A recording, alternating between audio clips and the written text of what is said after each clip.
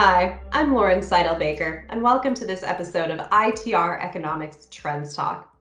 Thank you for joining me today to talk about prices. It's a subject near and dear to most businesses' hearts, and well, if it isn't near and dear to your own heart, it probably is to your sales team.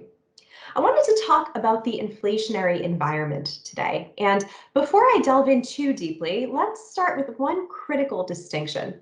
And that's the difference between consumer price inflation and producer price inflation.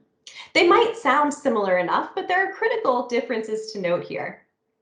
Now, if you just hear the word inflation, or say, read it in a headline or from something from the Federal Reserve, maybe, the obvious answer is consumer price inflation. That's the one we think about the most. But if you're a business and you're facing input costs, you're probably tracking more along with producer prices than with consumer prices. So it's important to know where you stand. Now, directionally, both measures of inflation are in cyclical rising trends right now, but the magnitude is a critical difference.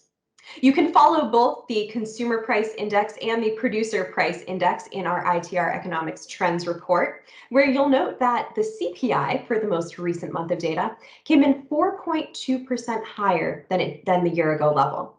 That 112 rate of change is actually the highest that it has been since 2008. But producer prices, on the other hand, came in a whopping 9.5% higher. And on a 12-12 basis, that is a phase B accelerating growth trend. So it's critical to know where you stand and where your input costs track more closely, whether it's CPI or PPI, or maybe a more granular level. And we're happy to help you find that more granular indicator if you are interested. Please let us know. Once you know where your inflation metric tracks, then you can start to make some critical distinctions.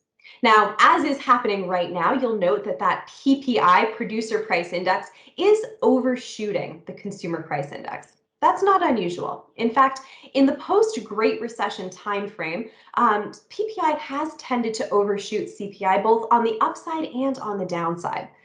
That makes sense to us logically. If you're a business facing consumers, well, you're probably not reprinting the menu for every little change in your input costs. But if you're more selling into the producer side, that PPI side, well, you probably are requoting prices every time you pick up the phone and have that conversation. So know where you stand and know where your customers stand, what they expect. Because if you are facing input costs rising somewhere along with that 9.5% PPI measure, but if you're only putting through price increases more in line with the CPI metric, that is a recipe for profit margin erosion.